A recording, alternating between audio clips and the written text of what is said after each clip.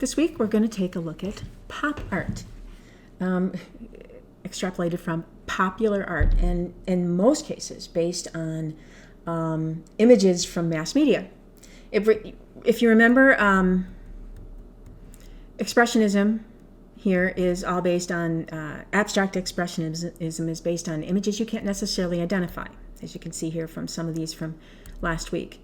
Pop art takes you back to images that you can identify, but they're from everyday, ordinary things that you wouldn't even think would be put into art.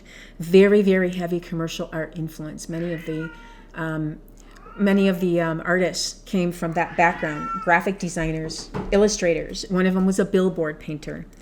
So they have usually used assemblage, collage, and painting. Sometimes it's humorous, sometimes it's satirical, but it's usually identifiable images. Sort of art being just sold as a commodity, and everyday commodities sold as art. So they had a lot to say about how we look at the value of everyday objects. Usually bright colors, and just a lot of their canvases were huge, much, much bigger than life. So let's take a look at examples of some of those, and you'll see what I mean. I Was a Rich Man's Plaything. It's sort of a pulp novel, kind of like a cover you might see on a pulp fiction book. Coca-Cola ad, military recruitment ad, using technology and mass culture as high art. Maybe a little surrealist influence there. It might be a little apparent. But this is Eduardo Paolo. I'm sorry, that's a wonderful Italian name, and I don't know how to say it. So, moving on. Richard Hamilton. This is sort of a homage to consumerism. Just what is it that makes today's homes so different, so appealing in the 1950s? A homage to consumerism and decadence in the boom years, what are considered the boom years of the 50s. Sort of a new Adam and Eve starting out in society there with the muscle builder and the little dancer in their wonderful, fancy, consumer-laden home.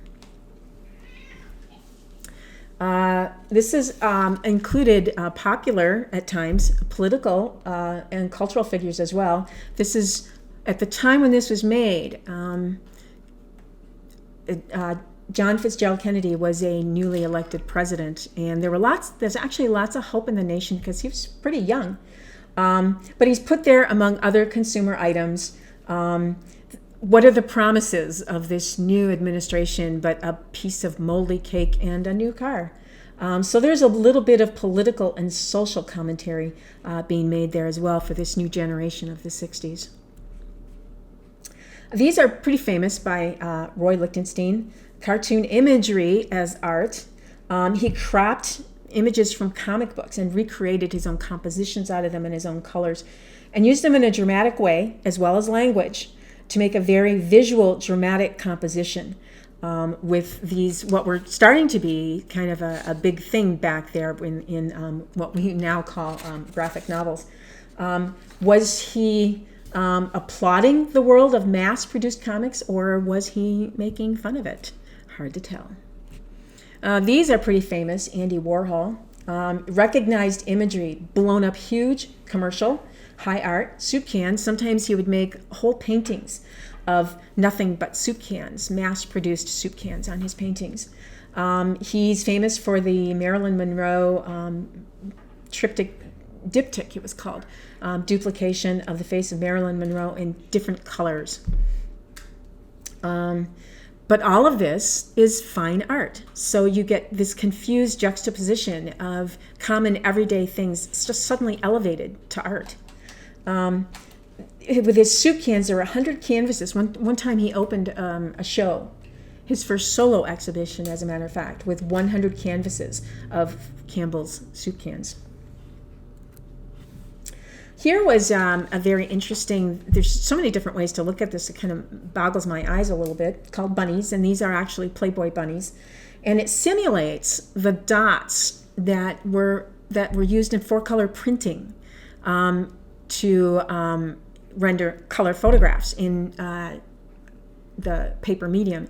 If you get farther and farther away from it, you can kind of see the little bunnies. But as you get closer and closer, it's harder and harder to see what they are and what makes them up. It was, what is self? And is it lost? Are we losing ourselves and who and what we are in the commercial aspect of the world? Is it in the midst of this flood of all this commercial imagery? These lovely little Playboy bunnies, when you get up close, actually get kind of lost with these 4-color printing dots. This is imagery along the highways. We were moving out onto the highways back in the 50s. And as you can see, into the 60s, they were building the highway system. And he took a trip actually across the United States and took a lot of pictures of gas stations. And this is a marvelous painting of one of them. It becomes an extreme, just from the angle, becomes a very dramatic symbol of consumerism. Something that is so ordinary, and we drive by on these newly constructed highways, and something so ordinary becomes high art. Finally, we have David Hockney. What's interesting about this is the composition. He said that it was a 2-second activity, that it took him 2 weeks to paint. And what is interesting about this is you have this very strong, firm grid anchoring the picture down, and then this very organic splash. Bright colors, very, very characteristic of pop art of the time. It's just an ordinary moment, jumping into the pool, captured and dramatized as art. And again, the composition is very interesting for how it puts together this very strong grid image and the very organic splashing. So your assignment for this week, if you choose, it's not an assignment, it would have been our class project, so you can choose to do it or not do it. Your assignment is still in the book, and you can check that for week 30. But the project we would have had would be to take candy wrappers. And I have a selection here on this. You can take a look at it. There are 6 of them, or 5 of them. 1, 2. You can choose one of these, or one of your own. I would like you to choose one of these candy wrappers or one of your own. And then I have this written down in your homework assignments for the week too. But take a piece of paper and cut kind of a small frame out of that paper. And then hold that frame over any part of the label. Don't do the whole thing, but just choose a part of it. And draw and color that part on a piece of black construction paper. And you can use pastels or crayons or whatever you'd like to use for it.